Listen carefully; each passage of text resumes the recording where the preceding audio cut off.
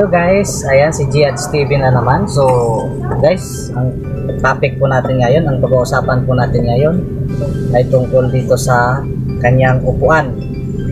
Dahil meron tayong gagawin dito, i-adjust natin kung anong gustong adjust natin. So ituro ko sa inyo step by step po yan guys. So may apat po yan na switch na kailangan nating gawin dito sa upuan na to para maging komportable tayo sa ating pag-upo o sa pagmamaniho. Kasi itong upuan na to guys, pwede nyo iangat, pwede nyo yung ibaba.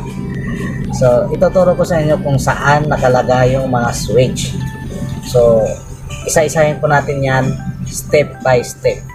So bago ang lahat, ayan guys, mega shout out po sa mga nagpapa-shout out po sa atin. Ayan, i-flex ko na lang kayo dyan guys. Ayan, mega shout out po sa inyo. At salamat sa inyong suporta dito sa ating YouTube channel. So, ating pag-uusapan na ang ating topic ngayon. So, disclaimer lang po ha. So, ayan. Ipapakita ko muna sa inyo at basahin muna natin bago natin gawin o step by step kong ituro sa inyo. So basahin muna natin, tara. Tayo guys. So andito na tayo guys sa libro, ang mahiwagang libro ng Howo E7. So meron siyang apat, sinabi ko na kanina guys. Ito 1, papunta siya rito sa may dito sa may itaas banda. Itong to doon sa pinaka sahig niya, doon sa flooring, pinaka flooring niya yan, meron tayong hihilahin doon para gagalaw siya. At itong number 3, ito meron siya dito sa gilid. At itong pang-apat dito rin sa gilid o left side. Ito nasa left side lang to guys. So ito nasa front lang to, nasa baba at saka yung nasa taas. So unahin na natin ang number 1. So ganito ang kanyang pag-adjust guys. Seat angle adjustment. So ganito, panoorin niyo. So dito lang po yung number 1 guys. Ito, tuturo ko sa inyo. Ayan, andito lang po siya banda, dito lang. So nandito lang yung kanyang number 1. So pag inangat ninyo to, ayan, iangat natin. Ayan. Yan. Ganun siya. Ayan. Pag angat natin, pwede natin ito kay steady. Tapos iangat natin ulit, tapos balik. So yan po ang number 1. So natapos na natin ang number 1 guys. So dito na naman tayo sa number 2. So dito na naman tayo sa number 2, seat front and back adjustment. So katulad ng dati, ipapakita ko sa inyo kung paano pagagalawin. So ganito lang yun guys. So punta na naman tayo sa number 2. So yun, ang number 2 ay nasa front pa rin siya guys, pero nandun po siya sa flooring. So doon po, at ipapakita ko sa inyo, sana makita ninyo guys. So dito po yun. Yan, nakita nyo ba guys? Ito dito sa ilalim ng number 1. So ang adjustment naman yan guys, yan na, i-forward. Pwede natin i-forward yung seat natin, pwede natin i-atras.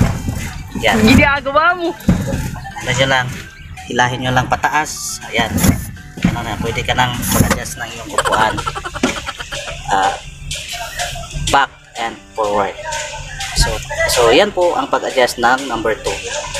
So natapos na natin ang number 1 at saka 2. Dito na naman tayo sa number 3.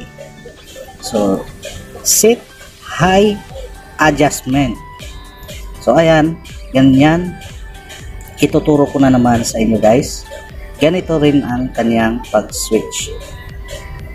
Naman tayo sa number 3. So ang number 3 guys, ito. Nandito po siya. So yan po yung number 3 guys. Yan, ito nasa gilid po siya, nasa left side po siya sa baba. Ayan. So pag binaba natin yan guys. Yan, ibaba lang natin yan. Yan natin yan. Bababa yung upuan. So pag inangat, angat yung upuan. So ito yung mangyayari guys.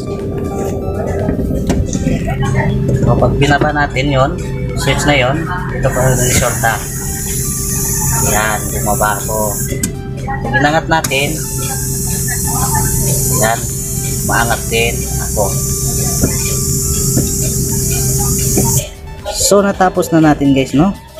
Natapos na natin ang 1, 2 at 3. Dito na naman tayo sa pinaka last.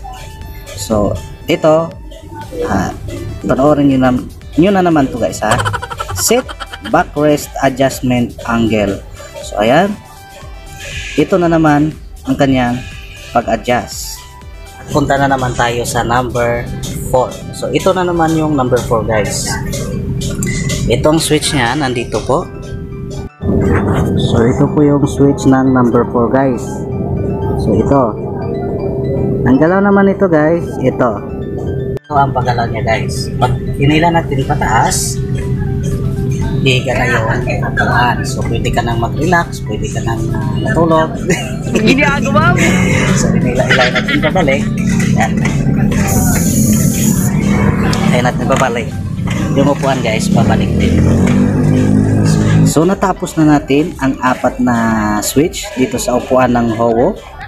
So meron sinasabi at nagwa-warning po ang